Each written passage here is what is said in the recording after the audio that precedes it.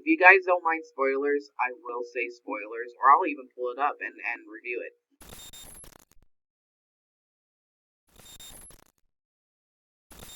Has anyone kept up with Jujutsu Kaisen? They're ending it this month.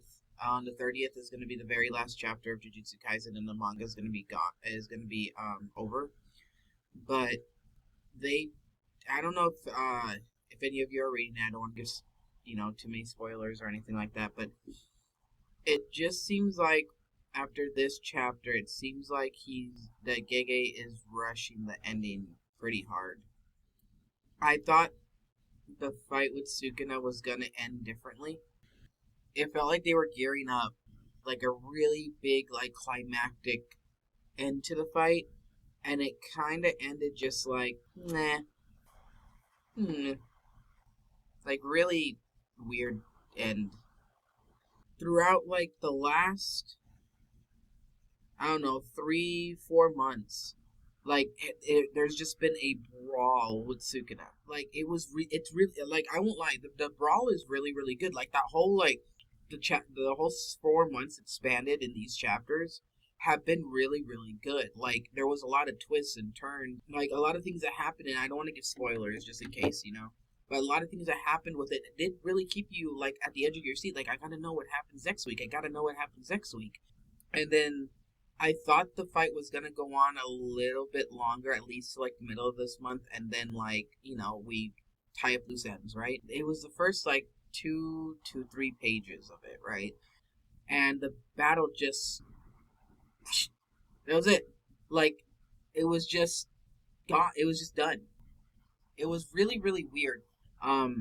It just the fight ended in such a anticlimactic way. It made me sad. And then the other part of it was, if you guys don't mind spoilers, I will say spoilers, or I'll even pull it up and review it. If you guys want to see that, I don't mind going over and reviewing it. But that's only if you guys don't want spoilers, because this is the end of the manga going forward. We have Big Bad right here. We have Sukuna, and Megumi just talking about like well, Sukuna pretty much telling him, his sister's dead. Your body was stolen by me. You refused help. Blah blah blah. You saved Yuji, which and he's like right here. All right, the boy you saved slaughtered lots of people, which Yuji didn't slaughter lots of people. He took over Yuji's body and slaughtered people. But then anyway, as he like talks back to Sukuna over here, you see from the last chapter, Yuji just punches the ever loving crap out of him, and their body separates. He lets go of Megumi, and then we just see like the splattered remains of Sukuna. He can't even form himself. There's one finger left, right? There's one finger left. In the last chapter, they showed where Sukuna's finger was being held, and Nobara attacked it, and that's how we learned Nobara was still alive. But he's like this splattered remains and everything like that, and Yuji's over here like, you're me, and then he's over here, Sukuna, let's do it again, not to curse someone, but to live with someone, even if no one else accepts it. I'm willing to go on living with you. Like, dude, this is a severely overpowered, horrible big bad, and you're willing to have him live in your body. He took over your body, and that's what happened in Shibuya. He's killed so many people. So many people died because they learned that Sukuna was within your body. And there's one finger left. If Yuji, or say if Sukuna ever took over Yuji's body and he got over that and he got a hold of that last finger that they were like keeping secluded, that would have been the end.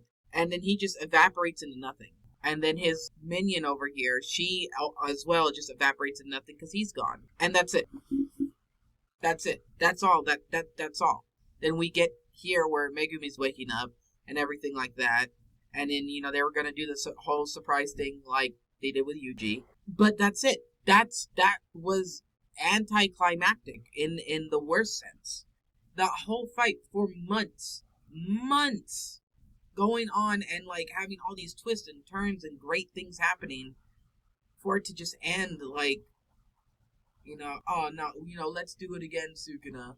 Let's do it again, or let's live together. No, dude, he is a curse.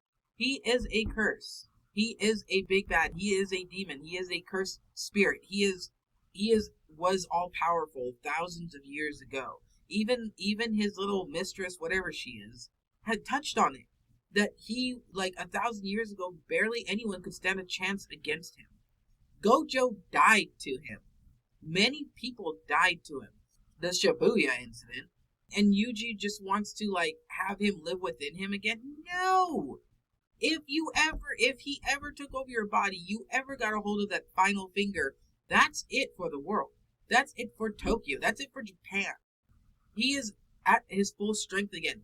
You all barely defeated him. I don't know if you could say defeat or not. You barely all defeated him with 19 of his 20 fingers. He had 19 of the 20 fingers.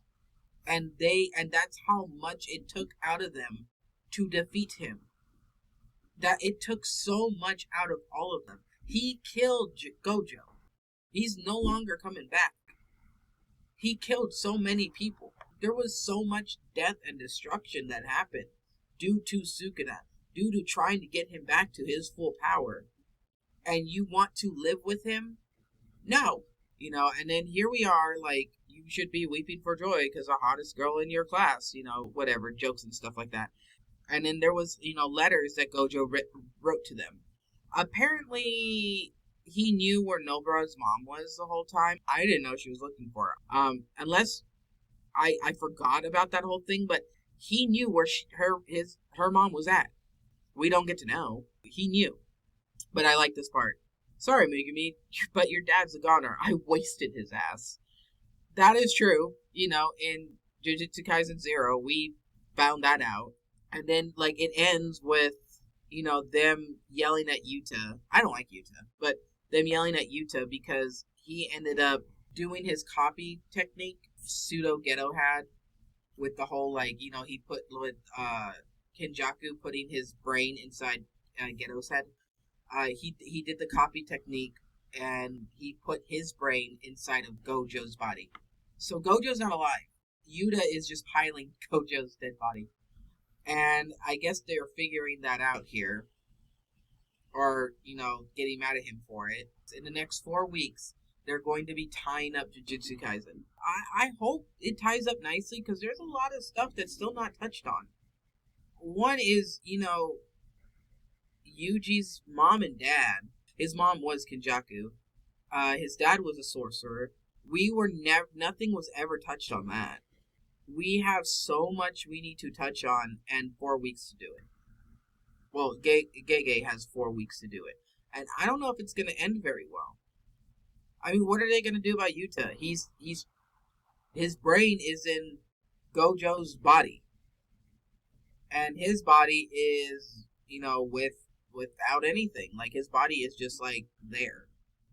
Are they going to try to put his brain back into his body? I don't know. But there was a time limit on how long he could copy that technique, so I don't know if he's stuck in Gojo's body. I don't know. I don't know how well this is going to end. Now, what I found out, because there is a official, guidebook to this, Megumi was Mai's first love. And Mai and Megumi Mai, obviously we know Mai and Maki are twins. They're twin sisters. Megumi's father was Toji Zenin. He just took on his wife's last name because, he said F the Zenin clan, like Maki said F the Zenin clan in a more brutal, massacreous way. Maki knows and knew that Megumi is her cousin.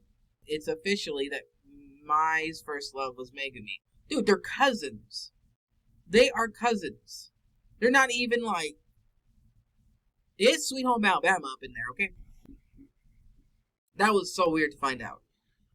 With Jujutsu Kaisen, I didn't mean to read it all the way till the end. But I love Maki. As you can tell.